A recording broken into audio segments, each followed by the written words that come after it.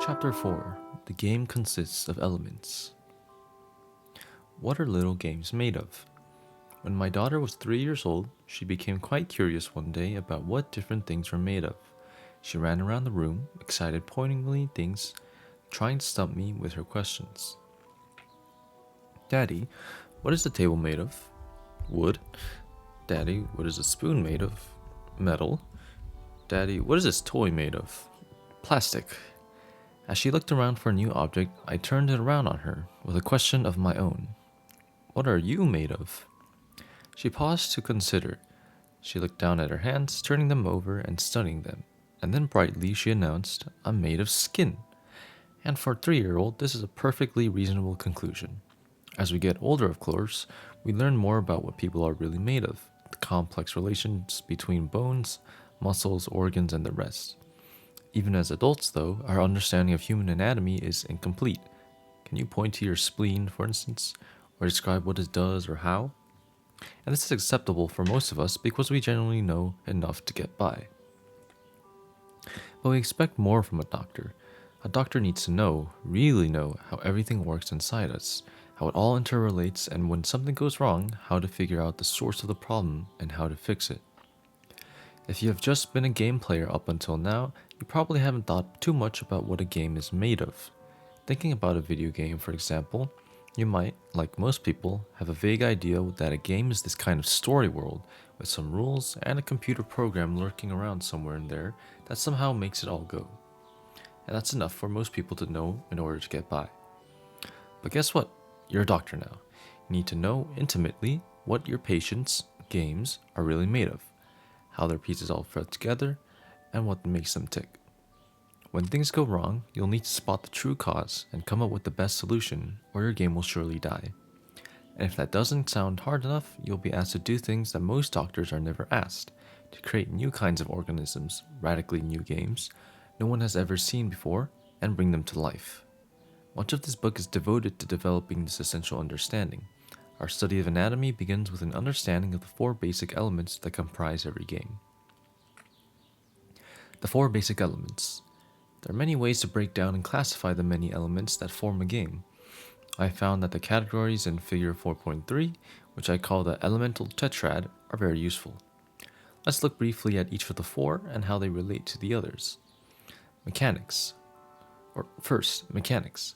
There are the procedures and rules of your game. Mechanics describe the goal of your game, how players can and cannot try to achieve it, and what happens when they try. If you compare games to more linear entertainment experiences, books, movies, etc., you'll note that while linear experiences involve technology, story, and aesthetics, they do not involve mechanics, for it is mechanics that make a game a game. When you choose a set of mechanics that's crucial to your gameplay, you'll need to choose technology that can support them, aesthetics that emphasize them clearly to players, and a story that allows your, sometimes strange, game mechanics to make sense to the players. Mechanics will be given detailed attention in chapters 10 to 12. Second, the story. This is the sequence of events that unfold in your game. It may be linear and pre-scripted, or it may be branching and emergent. When you have a story you want to tell through your game, you have to choose mechanics that will both strengthen that story and let that story emerge. Like any storyteller, you'll want to choose aesthetics that help reinforce the ideas of your story, and technology that is best suited to the particular story that will come out of your game. Story and its special relationship with game mechanics will be studied in chapters 15 and 16. Third, aesthetics. This is how your game looks, sounds, smells, tastes, and feels. Aesthetics are an incredibly important aspect of your game design since they have the most direct relationship to a player's experience. When you have a certain look or tone that you want players to experience and become immersed in, you'll need to choose a technology that will not only allow the aesthetics to come through, but amplify and reinforce them. You'll want to choose mechanics that make players feel like they are in the world that the aesthetics have defined, and you'll want a story with a set of events that let your aesthetics emerge at the right pace and have the most impact. A skill of choosing aesthetics that reinforce the other elements of the game to create a truly memorable experience will be examined in chapter 20. Fourth, technology. We are not exclusively referring to high technology here, but to any materials and interactions that make your game possible, such as paper and pencil, plastic chits, or high-powered lasers. The technology you choose for your game enables it to do certain things and prohibits it from doing other things. The technology is essentially the medium in which the settings take place, in which the mechanics will occur, and through which the story will be told. It will talk in detail about how to choose the right technology for your game in Chapter 26. It is important to understand that none of the elements is more important than the others. The tetrad is arranged here in a diamond shape not to show any relative importance, but only to help illustrate the visibility gradient. That is, the fact that technological elements tend to be the least visible to the players, aesthetics are the most visible, and mechanics and story are somewhat in the middle. It can be arranged in other ways. For example, to highlight the fact that technology and mechanics are left brain elements, whereas story and aesthetics are right brain elements, you might arrange the tetrad in a square. To emphasize the strong connectedness of the elements to one another, they could be arranged as a tetrahedral pyramid. It doesn't really matter. The important thing to understand about the four elements is that they are all essential. No matter what game you design, you will make important decisions about all four elements. None is more important than the others, and each one powerfully influences each of the others. The important thing to understand about the four elements is that they are all essential. No matter what game you design, you will make important decisions about all four elements. None is more important than the others, and each one powerfully influences each of the others. I have found that it is hard to get people to believe in the equality of the four elements. Game designers tend to believe that mechanics are primary. Artists tend to believe the same about aesthetics, engineers technology, and writers story. I suppose it's a human nature to believe your piece is the most important, but believe me, as a game designer, they are all your piece. Each has an equally powerful effect on the player's experience of your game, and thus each deserves equal attention. This point of view is crucial when using lens 7. Lens number 7, the lens of the elemental tetrad. To use this lens, take stock of what your game is truly made of. Consider each element separately and then all of them together as a whole. Ask yourself these questions. Is my game designed using elements of all four types? Could my design be improved by enhancing elements in one or more of the categories? Are the four elements in harmony, reinforcing each other, and working together toward a common theme? Consider the design of the game Space Invaders, Taito 1978, by Toshihiro Nishikado. If somehow you aren't familiar with the game, do a quick web search so that you understand the basics. We will consider the design from the points of view of the four basic elements. Technology. All new games need to be innovative in some way. The technology behind Space Invaders was custom designed for the game. It was the first video game that allowed a player to fight an advancing army, and this was only possible due to the custom motherboard that was created for it. An entirely new set of gameplay mechanics was made possible with this technology. It was created solely for that purpose. Mechanics. The gameplay mechanic of Space Invaders was new, which is always exciting. But more than that, it was interesting and well balanced. Not only does the player shoot at advancing aliens that shoot back at him, the player can hide behind shields that the aliens can destroy, or that the player can choose to destroy himself. Further, there is the possibility to earn points by shooting a mysterious flying saucer. There's no need for a time limit because the game can end in two ways. The player's ships can be destroyed by aliens' bombs, or the advancing aliens will eventually reach the player's home planet. Aliens closest to the player are easier to shoot and worth fewer points. Aliens farther away are worth more points. One more interesting game mechanic, the more of the 48 aliens you destroy, the faster the invading army gets. This builds excitement and makes for the emergence of some interesting stories. Basically, the game mechanics behind Space Invaders are very solid and well balanced, and were very innovative at the time. Story. This game didn't need to have a story. It could have been an abstract game where a triangle shoots at blocks, but having a story makes it far more exciting and easier to understand. The original story for Space Invaders, though, was not a story of alien invaders at all.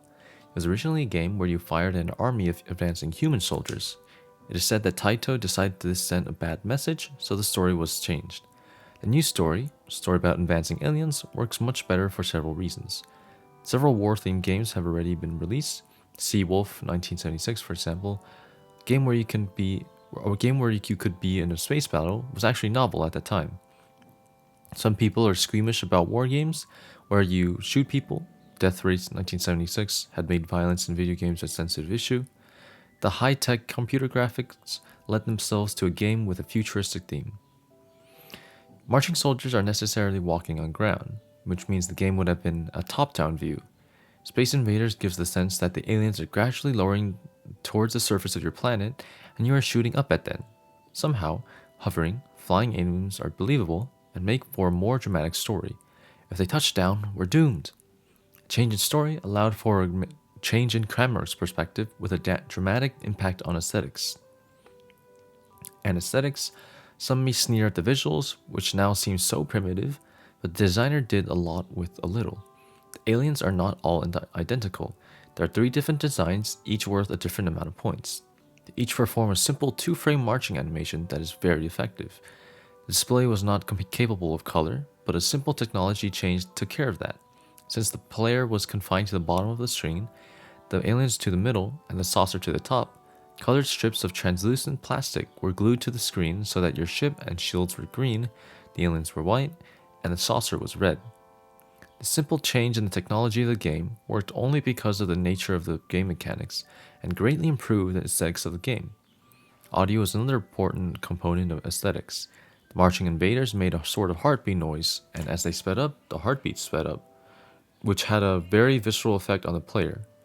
There were other sound effects that helped the story too. The most memorable was a punishing, buzzing crunch noise when your ship was hit with an alien missile. But all aesthetics are in the game.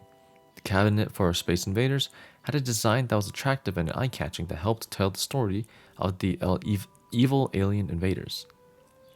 Part of the key to the success of Space Invaders was that each of the 4 basic elements were all working hard toward the same goal: to let the player experience the fantasy of battling an alien army. Each of the elements made compromises for the other, and clearly deficits in one element often inspired the designer to make changes in another.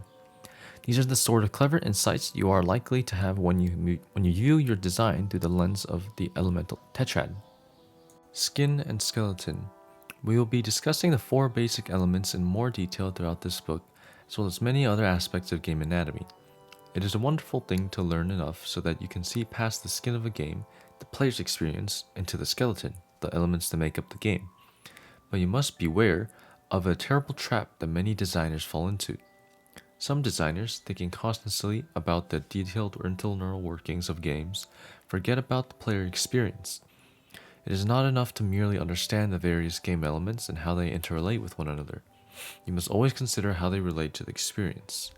This is one of the great challenges of game design, to simultaneously feel the experience of your game while understanding which elements and elemental interactions are causing that experience and why.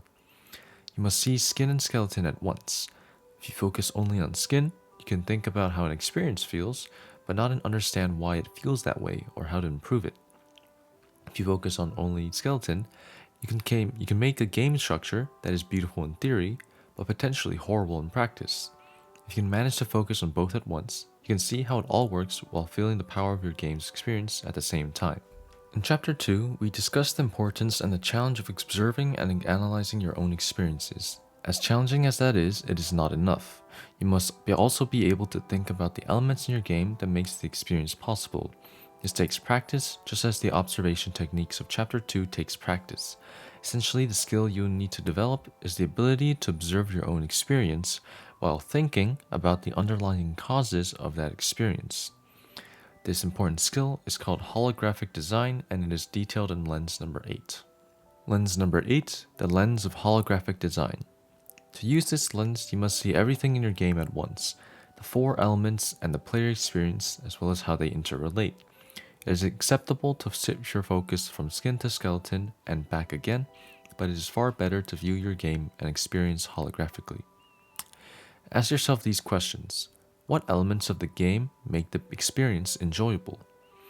What elements of the game detract from the experience?